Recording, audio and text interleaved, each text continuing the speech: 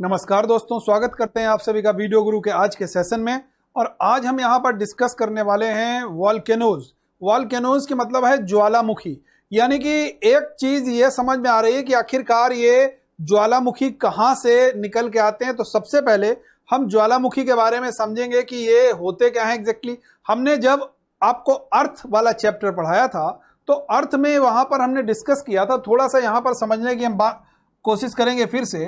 देखिए, अर्थ का एक हम फिगर बना देते हैं, एक चित्र हम अर्थ का बना रहे हैं आपके सामने। ये इनर पार्ट है, यानी कि इसका आंतरिक भाग है अर्थ का। इसको हम लोग कहते हैं क्रस्ट, इसको कहते हैं मेंटल, इसको बोलते हैं कोर। ठीक है। अब इस पृथ्वी के अंदर, यानी कि पृथ्वी ये है, ये तो इसका इनर पार्ट हो गया।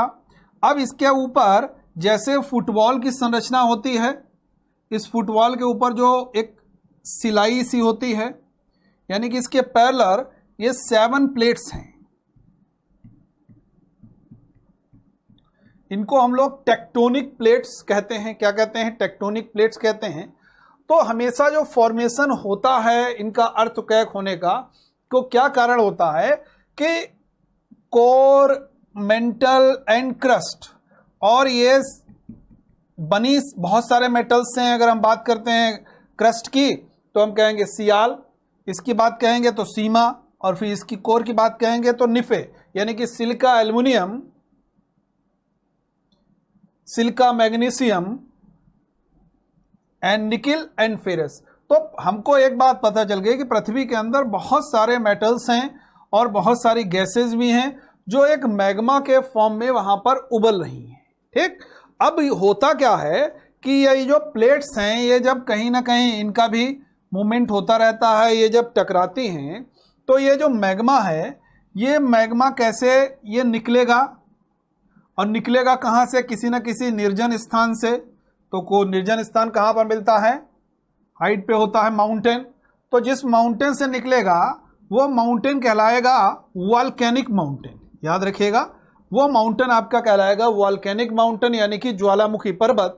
तो जब भी हम ज्वालामुखी पर्वत पढ़ते हैं, सीधे वॉल्केनोज की बात करते हैं, तो वहां पर हम कहते हैं माउंट। माउंट का वर्ड जरूर यूज करते हैं, क्योंकि सभी के सभी जितने वॉल्केनोज हैं वो सभी के सभी क्या हैं? माउंट जरूर हैं, यानी कि उनके आगे माउंट वर्ड जरूर लगा रहता है। ऐसा हम अक्सर वॉल्केनोज को जब पढ़ते हैं तो वहां पर देखने में हमको लगता है ऐसा। ठीक। तो ये एक इसका मेन रीजन है जो हमने आपको बता दिया, वॉल्केनो कैसे वहां पर उद्गार होगा। अब जब मैग्मा है वो जैसे ही बाहर आएगा वो क्या हो जाएगा? लावा हो जाएगा। यानी कि एक मैग्मा है, उसके बाद में वो क्या हो गया? लावा हो गया। तो इन वॉल्केनोज को आज हम पूरा डिस्कस करेंगे कि वॉल्केनोज कितने टाइप के होते हैं और क्या क्या वॉल्केनोज इंपॉर्टेंट हैं, क्या क्वेश्चन बन सकते हैं, और कुछ इंपॉर्टेंट वॉल्केनोज के बारे में, उनकी लोकेशन के बारे में भी जानेंगे। तो देख सकते हैं आप यहाँ पर वॉल्केनो का एक जो सबसे अच्छी डेफिनेशन हो सकती है वो लिखा हुआ है आपके सामने। A volcano is an opening in the earth crust through which molten rocks, यानी कि जो चट्टाने हैं, materials are thrown out of slowly forcefully depending upon the force of eruption।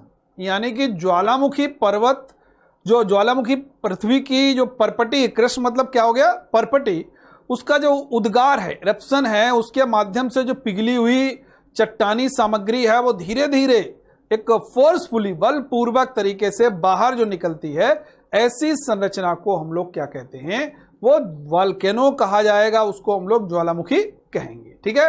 अब यहां पर आप देख सकते हैं basically the cause of volcanic eruption, इसका जो मेन रीजन है, is the excessive pressure exerted by the magma and hot gases on the earth crust. तो सीधा सा लिखा हुआ है कि इसके अंदर हम मान लेते हैं दिस इज क्रस्ट। ठीक है। अब इसके अंदर बहुत सारी गैसेज हैं और बहुत सारा मिनरल्स भी है, मेटल्स भी हैं। ये कैसे? एक मैग्मा के फॉर्म में यहां पर उबल रही हैं। तो एक दबाव होता है, एक प्रेशर होता है, इस प्रेशर के कारण ये बाहर आती हैं और एक वॉल्केनिक रिएक्शन हमको देखने को मिलता है, यानी कि ज्वालामुखी की क्रिया हमको देखने को मिलती है। तो सीधा सीधा आप लोग कह सकते हैं cause of volcanic eruption is the excessive pressure exerted by the magma and the hot gases on the earth crust। तो ये एक सीधा सा डेफिनेशन आपका हो सकता है। नेक्स्ट देख सकते हैं हम लोग द वॉल्केनिक, अगर हम वॉल्केनिक मटेरियल्स की बात करते हैं, volcanic materials accumulate around the opening और होल, यानी कि ज्वालामुखी सामग्री एक शंकु के रूप में विस्फोट निकास के पास जमा होती। कैसे, एक फिगर के माध्यम से समझ लेते हैं। अब यहां पर समझेंगे, देखिए ये जब तक नीचे भरा हुआ है ये आपका मैग्मा है, दिस इज मैग्मा, और जैसे ही ये बाहर निकला एक ये रचना बनाई, ये जो रचना है ये आपकी कहलाएगी क्रेटर। क्या कहलाएगी? क्रेटर। तो ये जो जमा हुआ है, तो ये अब जमा हुआ अलग अलग तरीके से, कुछ नीचे की तरफ जाएगा, कुछ ऐसे बहेगा, कुछ इस तरीके से उछल के भी नीचे अर्थ पर आएगा। तो हम कह सकते हैं कि क्या है, मटेरियल्स हैं around the opening hole. Opening hole means क्या हुआ? It is crater. क्या हो गया? ये क्रेटर हो गया, इसके पास जो जमा होता रहेगा ये सब मटेरियल होता है। क्लियर होना चाहिए यहां तक। नेक्स्ट मूव करते हैं।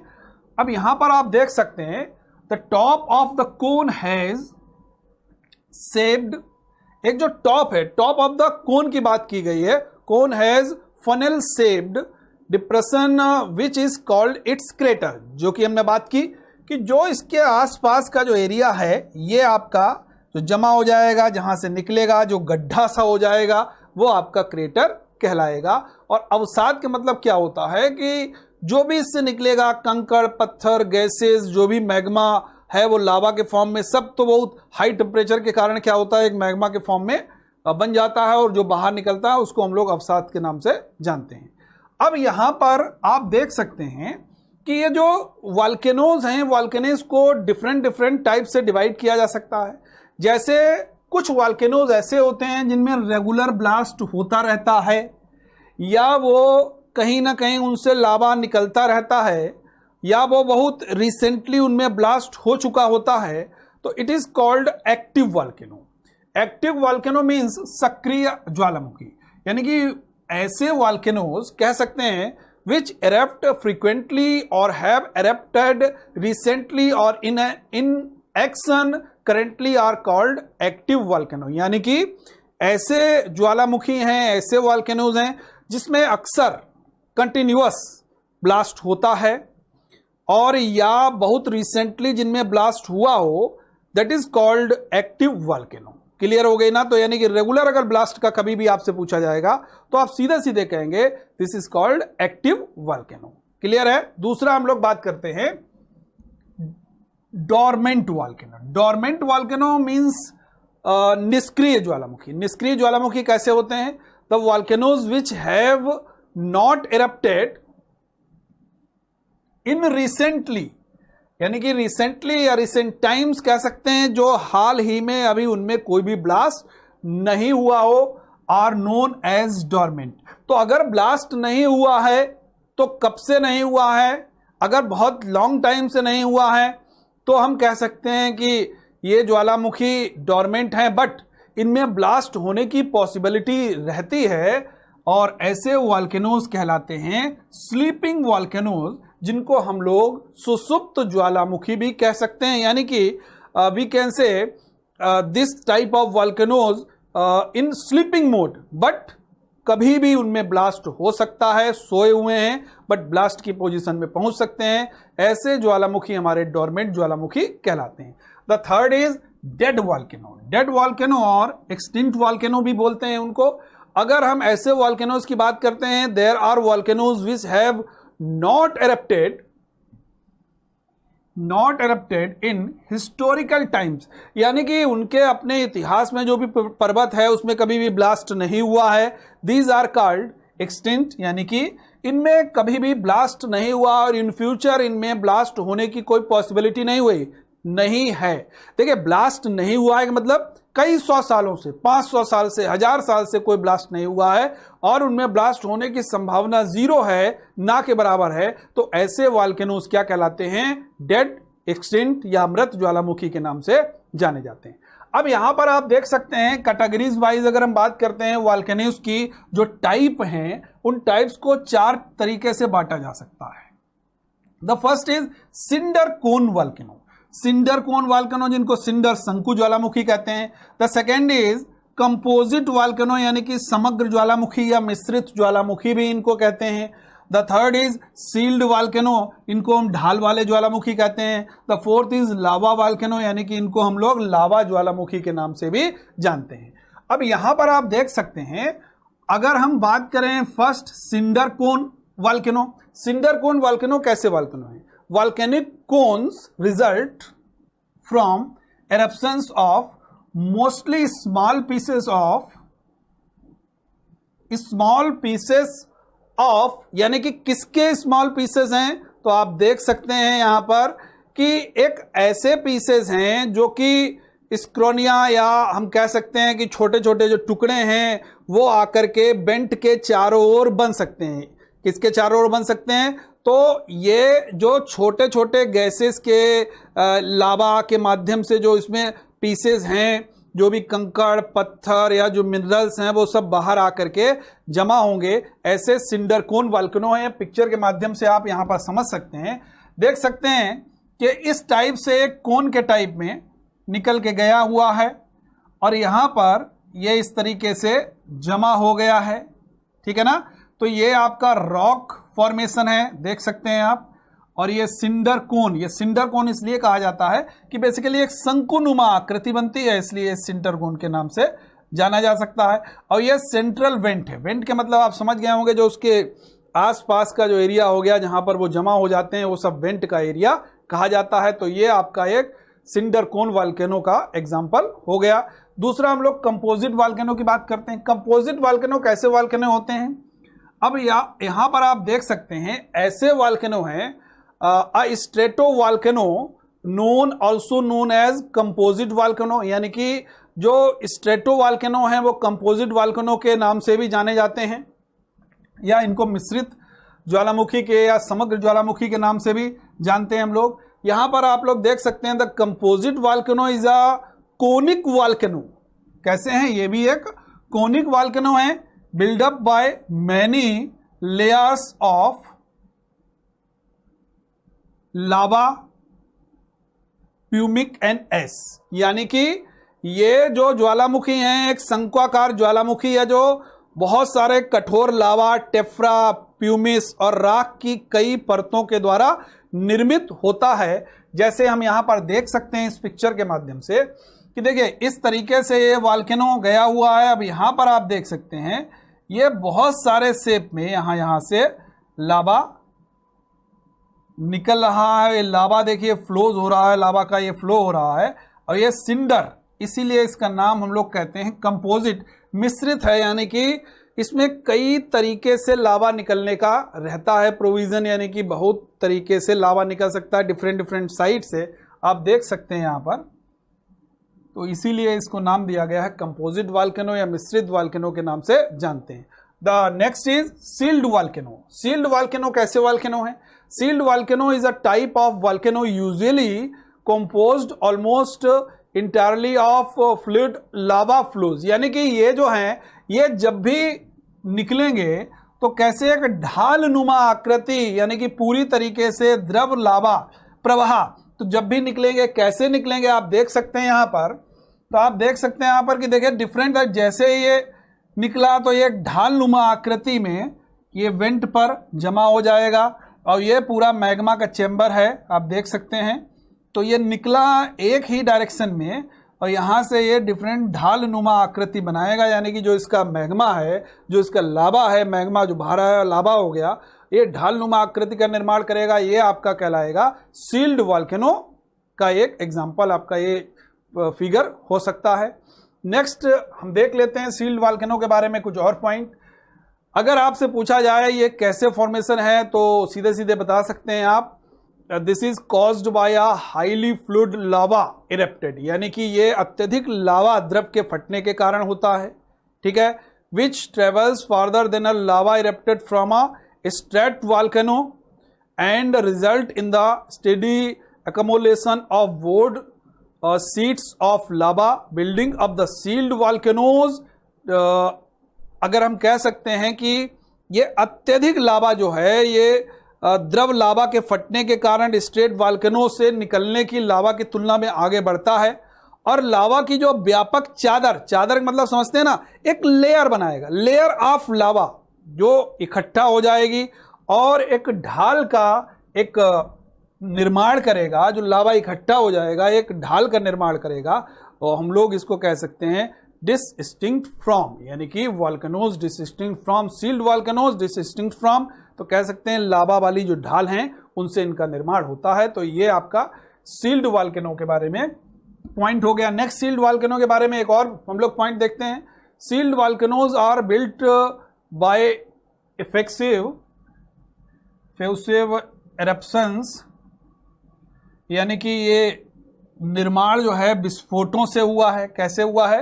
एरप्शंस से हुआ है, यानी कि सीधे सीधे कह सकते हो this type of volcanoes built by eruptions, यानी कि उद्गार से हुआ है, इनके विस्फोटों से हुआ है, ठीक है।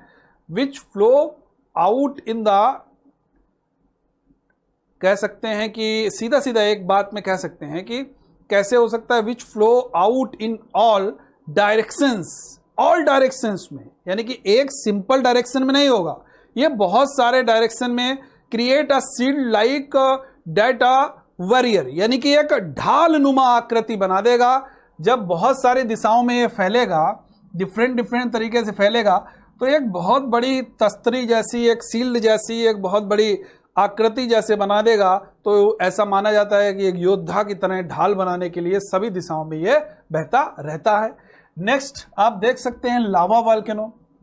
लावा वॉल्केनो का सीधा सीधा आप पिक्चर देख सकते हैं। बेसिकली ये कैसा है कि जो लावा निकला और लावा फैल गया चारों तरफ, और ये आपका एग्जाम्पल हो सकता है पिक्चर लावा वॉल्केनो का। किसका एग्जाम्पल हो सकता है? लावा वॉल्केनो का ये एक बहुत ही अच्छा एग्जाम्पल हो सकता है। आप देख सकते हैं फिगर में पूरा लावा फैला हुआ है।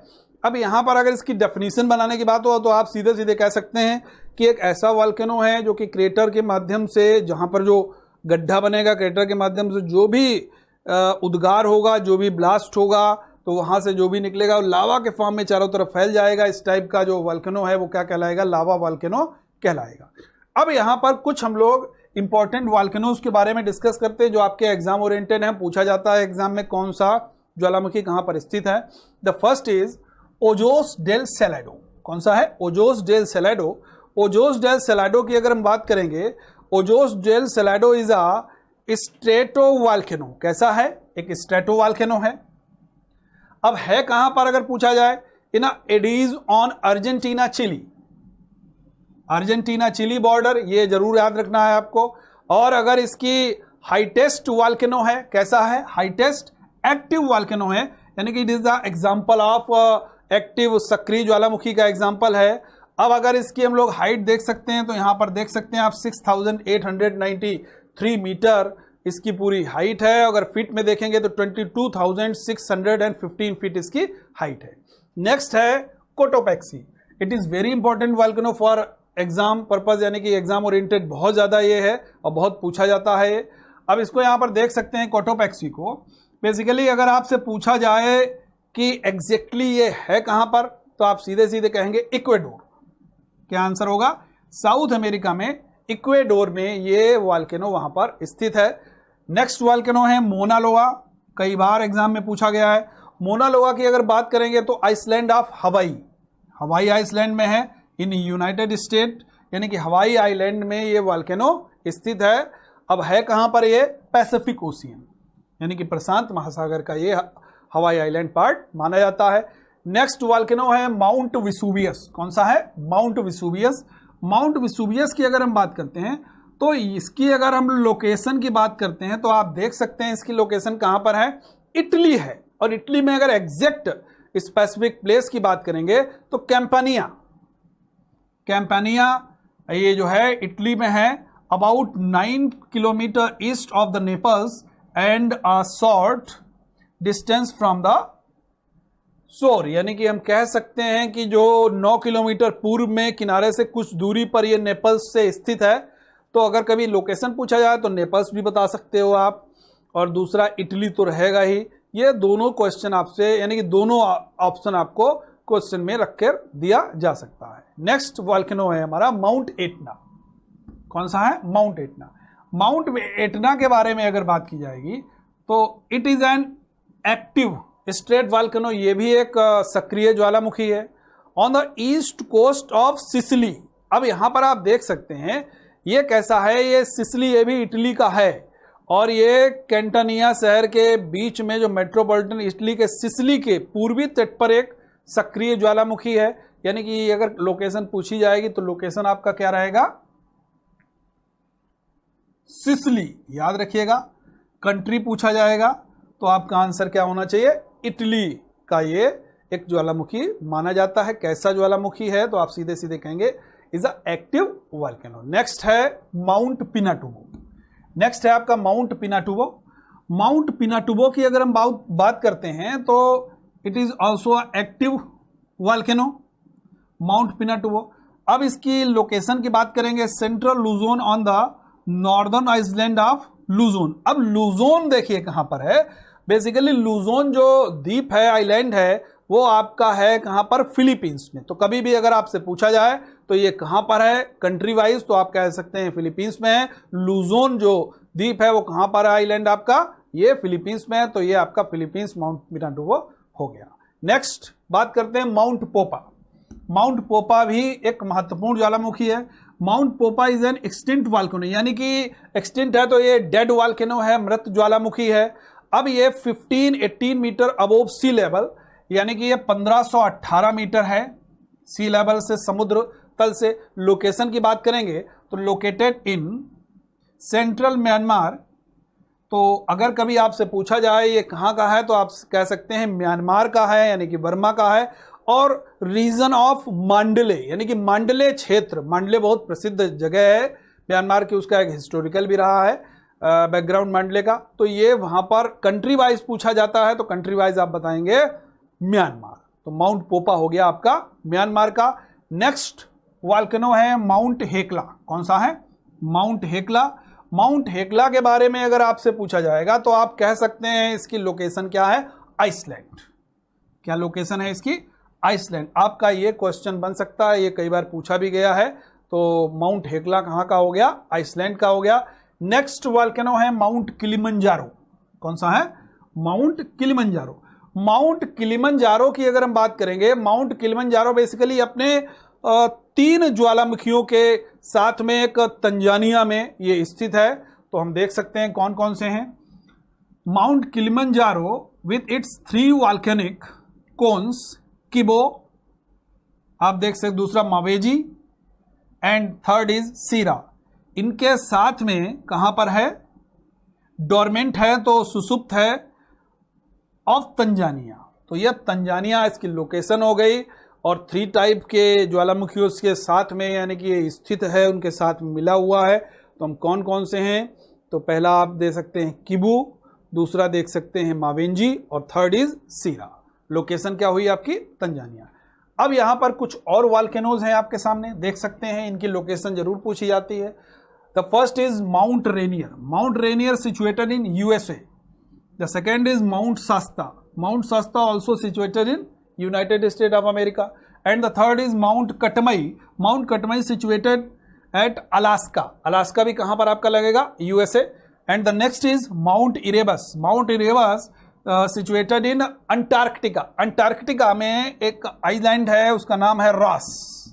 अगर कभी आपसे पूछा जाए तो आप कह सकते हैं रॉस आइलैंड।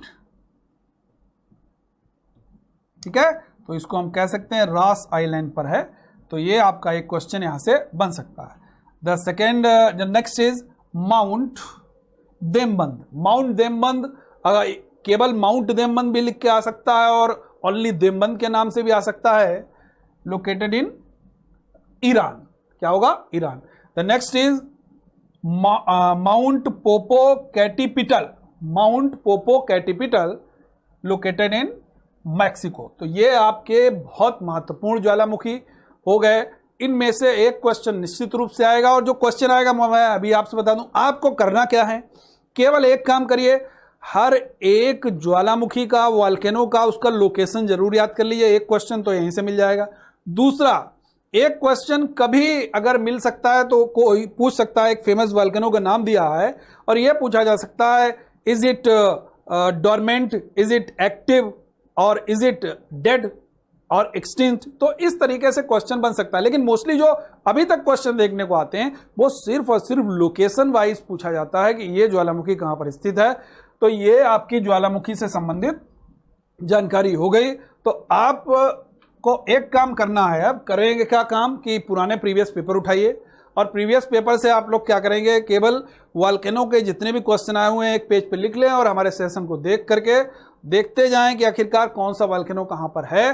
तो निश्चित रूप से आपको एग्जाम में ये एक क्वेश्चन जरूर मिल जाएगा। तो आज का सेशन हमारा यहाँ पर कंप्लीट होता है। फिर आपसे मुलाकात करेंगे एक नए सेशन में एक नए टॉपिक के साथ। तो आज के लिए इतना ही रखते हैं। Thank you.